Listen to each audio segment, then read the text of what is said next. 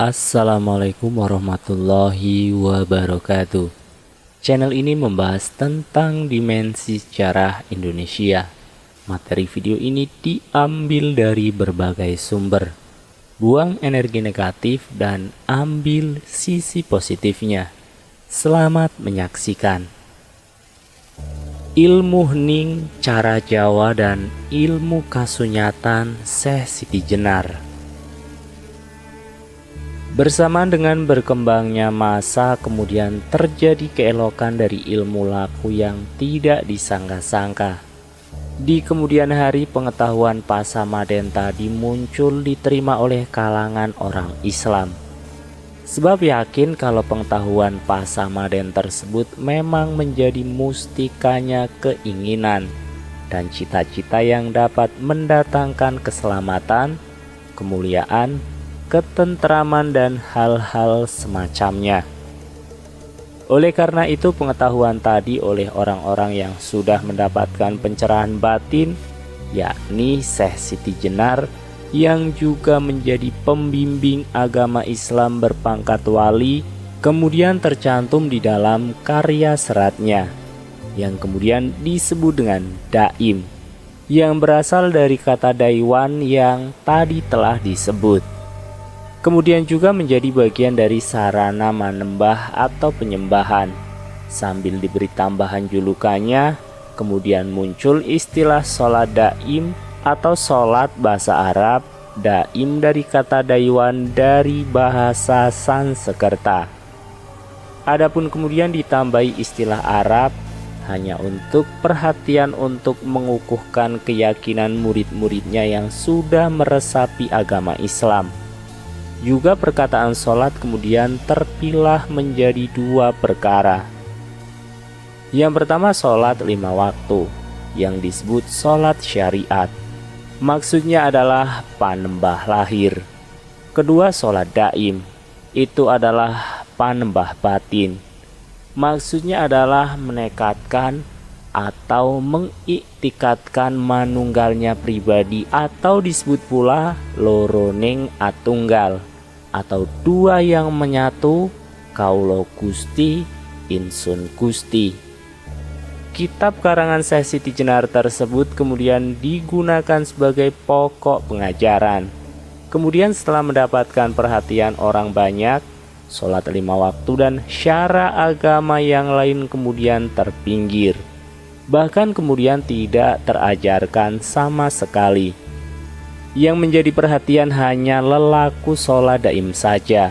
Maka orang Jawa yang semula memeluk Islam, apalagi yang belum, hampir semuanya berguru kepada Syekh Siti Jenar, karena pengajarannya lebih mudah, jelas, dan nyata.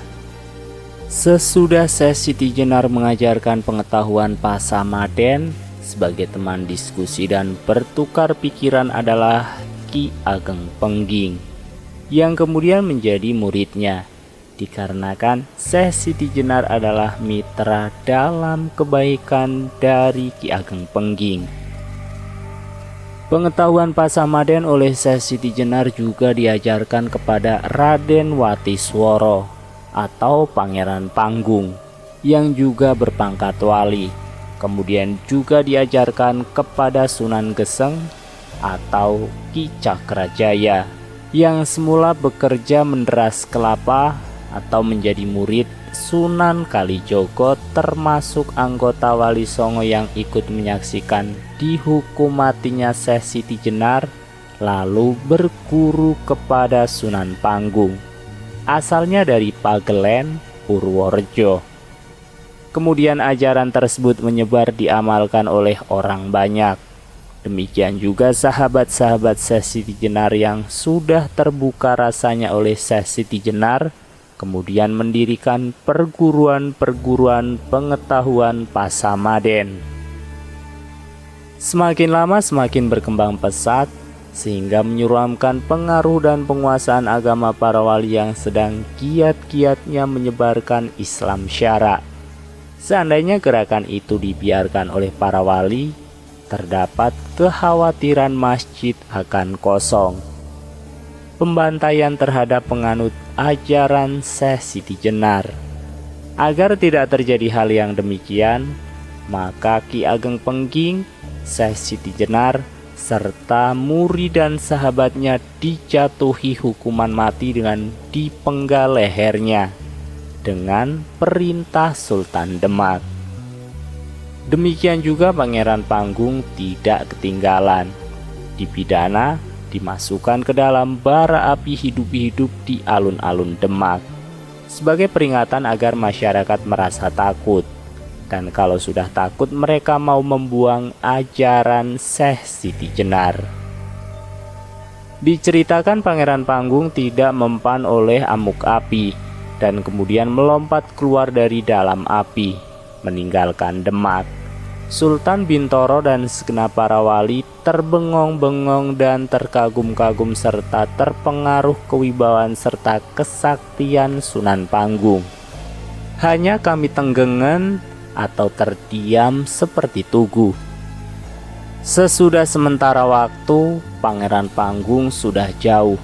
Sultan dan para wali baru ingat jika Sunan Panggung sudah pergi dari tempat pidana, serta merasa kalah, disertai dengan banyak prajurit Sunan Geseng atau Ki Cakrajaya pergi menyusul Sunan Panggung. Sultan Demak tidak mampu menahan amarah dan melampiaskan kemarahannya kepada sahabat serta murid-murid Syekh Siti Jenar yang bisa ditangkap untuk dibantai. Dilakukan pengejaran besar-besaran terhadap semua orang yang dicurigai pernah mengenyam ajaran Syekh Siti Jenar. Sebagian pengikut yang tidak tertangkap pergi meninggalkan Demak mencari selamat. Para sahabat dan murid yang masih hidup masih tetap melestarikan ajaran dan perguruan Syekh Siti Jenar tentang pengetahuan Pasamaden, tetapi kemudian dibalut dengan pengajaran syariat Islam agar tidak diganggu-gugat oleh para wali yang menjadi alat negara.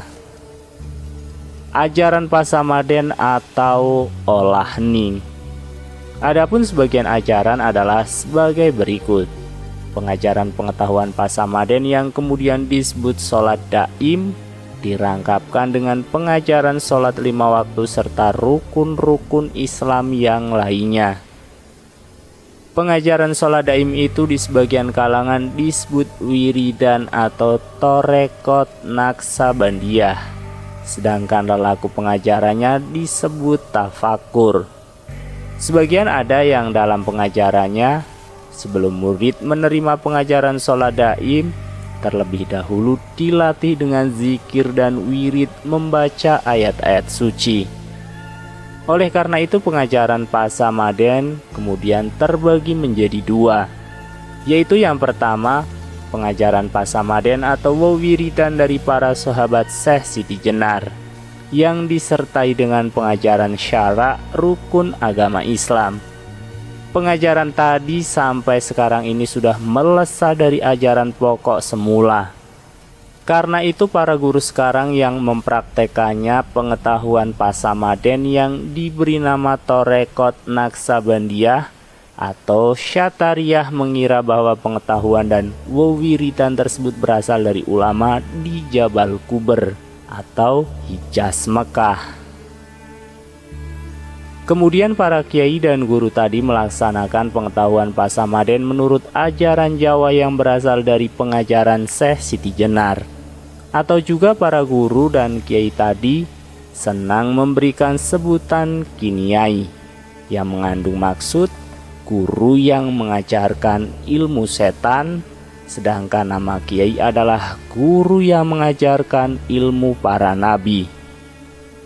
Yang kedua, pengajaran Pasamaden menurut Jawa, buah dari Ki Ageng Pengging yang tadinya dipancarkan dari pengetahuan Syekh Siti Jenar yang kemudian diberikan perabaan atau sebutan klenik, yaitu yang semula menjadi pembuka pengajaran, terletak pada pengelolaan perwatakan 5 hal, yaitu yang pertama setyo tuhu atau temen atau bersungguh-sungguh dan jujur. Yang kedua teguh sentausa, adil dalam segala hal, bertanggung jawab dan tidak berkhianat. Yang ketiga, benar dalam segala perilaku dan perbuatan, sabar dan berbelas kasih kepada sesama, tidak menonjolkan atau membangga-banggakan diri, jauh dari watak aniaya. Yang keempat, pandai dalam segala pengetahuan, lebih-lebih pandai dalam membuat enak perasaan sesama, ataupun juga pandai menahan dan mengendalikan rasa amarah dan jengkelnya perasaan pribadi. Tidak memiliki prinsip melik gendong lali, atau kalau sudah punya dan sudah enak, lupa akan asalnya, hanya karena pengaruh harta benda yang gemerlapan. Yang kelima, susilo anurogo, selalu memelihara tata krama, mengendalikan akibat penglihatan, apa yang dilihat dan pengaruh pendengaran atau apa yang didengar kepada pihak yang terkena.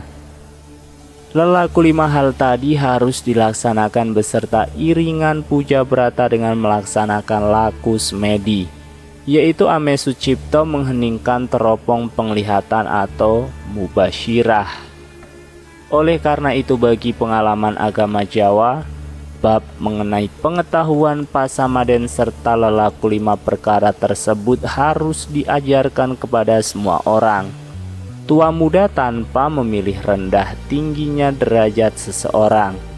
Karena itu, dengan sebab mustikanya pengetahuan atau luhur-luhurnya kemanusiaan ini, apalagi tetap semedinya mampu menjalankan 5 hal yang sudah disebutkan tadi. Oleh karena kita tinggal di suasana ketentraman, sedangkan keadaan tentram menyebabkan makmur, sejahtera, dan kemerdekaan kita bersama. Kalau tidak demikian, sampai rusaknya dunia, kita akan tetap menanggung derita dan terhina, tergilas oleh roda perputaran dunia karena kesalahan dan terhianati oleh perasaan kita pribadi. Praktik ilmu hening cara Jawa dan ilmu kasunyatan. Bab pengetahuan pasamaden yang kemudian disebut Naksabandiah dan Syatariah yang kemudian disebutkan sebagai wewiritan dari Syekh Siti Jenar sudah dijelaskan tadi.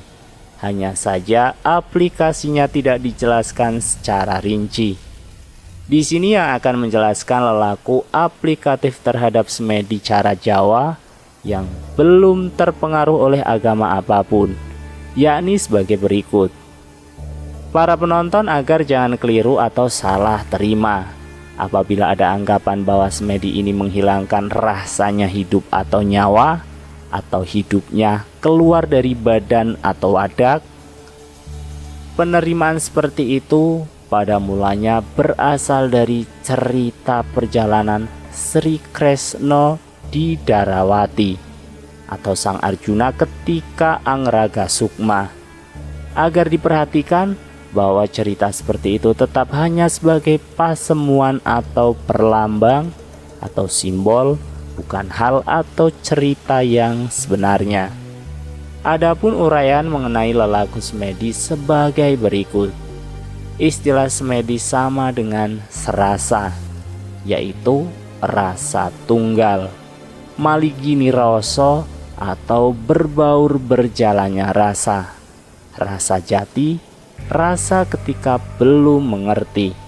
Adapun matangnya perilaku atau pengolahan atau makarti rasa disebabkan dari pengelolaan atau pengajaran ataupun pengalaman-pengalaman yang terterima atau tersandang pada kehidupan keseharian.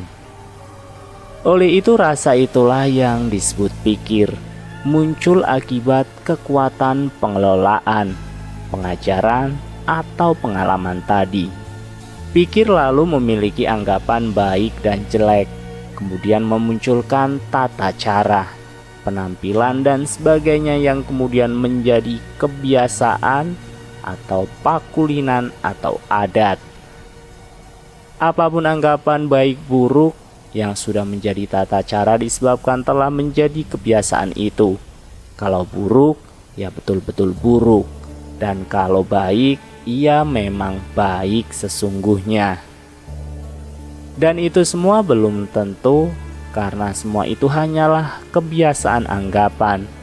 Adapun anggapan atau penganggap belum pasti, tetap hanya menempati kebiasaan tata cara atau adat.